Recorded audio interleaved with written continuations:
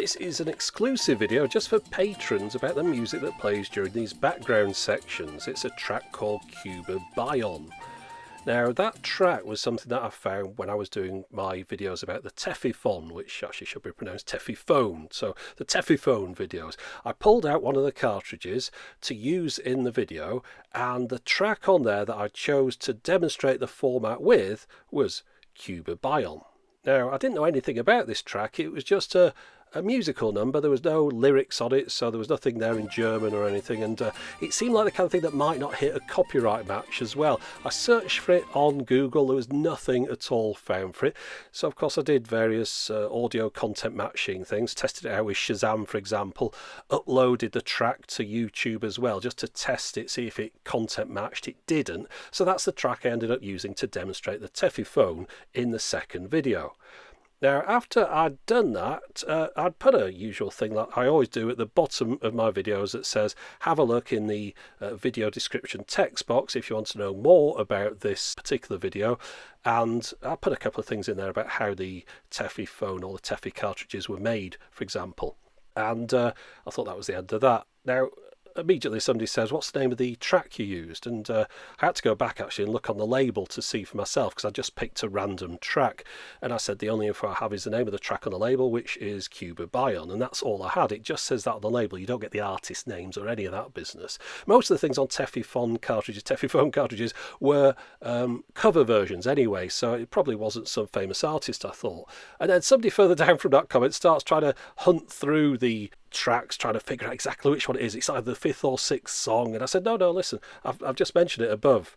The name of the track is Cuba Baion, and that's part of the problem with YouTube comments. Nobody seems to read the earlier ones, but they want to know the answer to something, but they just don't want to do a little bit of scrolling to find out. In fact, I'll go on a bit of a tangent here, because this is something that happened over and over again. So lots of people seem to want to know what the name of this track was. So of course I added it into the video description text box, as I mentioned, along with the other stuff, and said there you go, it's Cuba Baion. So the first comment that's pinned says, look in the text box for more information. The text box tells you the name of the track. So you'd think that was the end of that. But no, 3 years ago, what's the name of the song? So I go, okay, I'll be polite here. It's Cuba Baion. And immediately afterwards, what's the name of the song? I say, it's Cuba Baion, that song. You can see we're getting a bit of a theme going on here. So even below the thing that I put at the top, the first thing was, what's the name of the song? After I'd said, have a look in the video description text box for more information. So yeah, I think YouTube comments are kind of a bit broken, really, because this just went on and on. I used Shazam and I couldn't find it. Can you tell me the name of it? That was 2 years ago. What's the name of the song at 6:55? Somebody kindly provides the answer to them below there, Cuba Baion. There's a couple of nice people who answer these things every now and then. 8 months ago, what's the name of the song? It just goes on and on. This every couple of weeks there's another one of these. In fact, 1 day ago, what is the song? I don't know how more I could mention it. You see, the thing is, on a YouTube video, I'll say this is a bit of a tangent. This one had 270,000 views so far, with 1,187 comments on there. So you think that's quite a lot of comments, but percentage-wise, it's tiny. It's something like 0.4% of people that have watched it have commented. They're in that little blue sliver at the top there. So a tiny percent, 0.4. So then from that 0.4, if you start looking down the comments to try and find the ones that actually have anything of any substance to them, there's very few. Most comments are just that. They're comments that people sitting there thinking, yeah, I like that, and they'll type I like that, or someone say, no, this is rubbish, or someone will say, thoughts really, they're just thoughts. They're not conversations. You don't see many people replying to other people's things. A lot of them, though, are just questions, and the questions have been answered previously, but because people just don't scroll up and down or look at the previous ones, they'll ask the question again. But it is kind of a waste of time answering them, you can see, after a while. After I've answered those first few, the question just keeps coming up again and again. Anyway, moving back to what this video is about, which is Cuba Baion, which is the track I used on that video. I thought at the time it was so obscure it wasn't going to cause me any problems at all. It probably was a cover version of something from a long time ago, and that's the end of that. So that video went out in 2015, so longer ago than I thought that. Yeah, May 2015. So about 3.5 years ago at the time I'm recording this. Now, the next time I ended up using that music, I actually got it off my own video, ripped it out of the soundtrack later on because I wanted something to play in the background of this video where I was doing a review of the Ring Video doorbell. I was doing a bit of a scene, and this was February 2016, where I was supposed to be in a coffee shop, in inverted commas, which is my conservatory, and I thought, well, it should have a bit of music playing in the background, so I ended up using Cuba Baion again.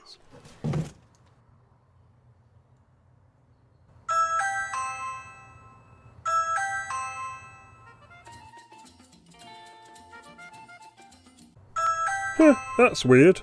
It's ringing outside. This is taking forever.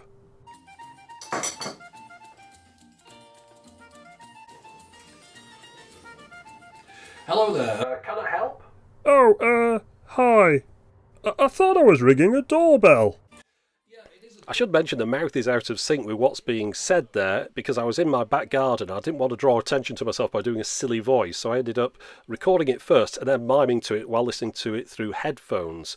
Anyway, I use that Cuba Baion track on all the future outro videos just in the background. Bit of a callback really to that video, but a very subtle one. Now, after a while of using it, somebody got in touch with me, Nate, I think his name was, and he said he'd found the track on this album, South American Rhythms. I've pronounced that terribly and everyone will complain, but yes, this album here. Now you can see it down at the bottom there, and of course it reveals the name of the artist, which is it's Kurt Drabeck, but it's the Kurt Drabeck Orchestra. Now the problem with this is that means that this is no longer some no-name artist that's doing a cover version of something that no one's ever heard of. It's Kurt Drabeck. Now, of course, I don't know about Kurt Drabeck, but he's a real person. Look, there's a picture of him and everything. He's an accordionist. He died in 1995, approximately 20 years before I used that track in that video.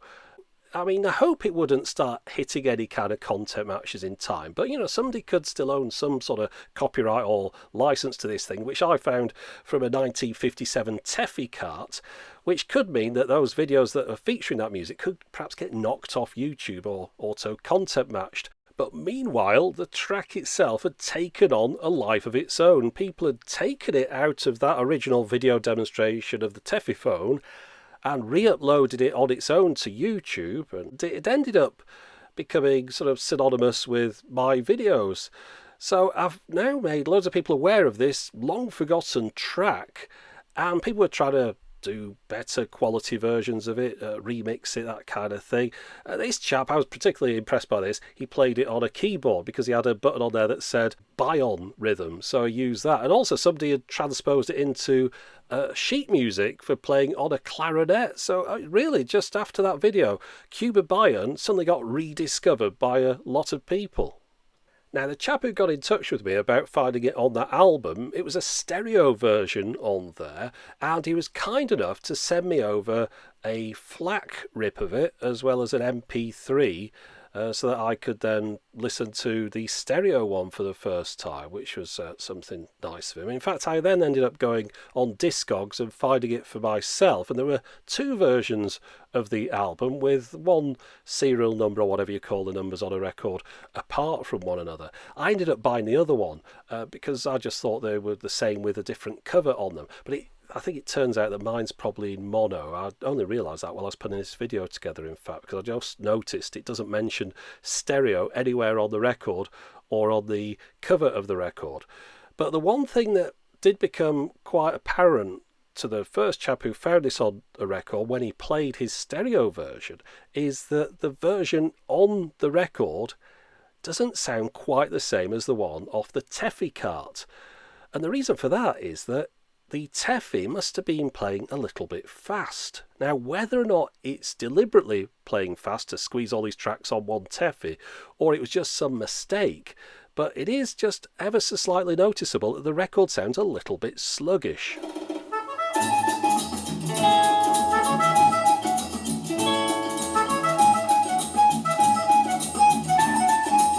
So all these people who've been listening to the track and playing it themselves and even transposing it to sheet music have been listening to it played at the wrong speed, but that had now become the standard version that people expected to hear, this slightly more upbeat one, and the one that I think fitted better with the outros. Now remember, I originally picked this track because I wanted something that was anonymous, that wouldn't get me into any trouble, but it turns out that I've ended up nicking a track from Kurt Drabeck. The positive side is that this track has now got rediscovered. The negative side is that I could stand a chance of having those videos demonetized. And besides which, people are starting to call this the Techmoan theme, which if somebody does own the rights to it, I'm sure that's going to annoy them a little bit. So I had an idea. What about if I got somebody to put a version of this into a MIDI file, and then maybe I could play that version instead, and it would kind of fit with some other things that I've done on the channel about this MIDI boombox. So I got in touch with the only musician that I know, which is Anders Enger Jensen from EOX Studios. You know, the chap who's sent me Retro Grooves Volume 1 and 2 on cassette, as well as Silver Image, and was kind enough to give me one of the 4 or 5 versions of this record in the world that the Rock Block then immediately destroyed. But Anders is a really nice, helpful guy and a musician to boot. So he's been supporting me as well on Patreon here, and I've been supporting him since he started on there just a few months ago. I'd recommend, if you do like what he does and you appreciate it, then go over and support Anders on Patreon as well. But yes, I got in touch with him and said, would you be able to put a version of this track on a MIDI file? It was a bit of an out of left field request, but he was the only guy I could ask, and you know what, he said he would do. It's not really his kind of music, but he put it together and he's done an excellent job. The thing is, it's this Roland GS MIDI file system, so you don't have all the instruments perfect. He also mentions that the people, when they recorded this, they weren't following a click track, so the speed of it varies throughout the track. It's an old recording, of course, as well. So trying to get that old sound is a little bit tricky with a MIDI system as well. You've got sort of weird reverbs and things he mentioned, but he's done his absolute best, and it sounds really good, given the limitations of the MIDI file format. Just have a listen.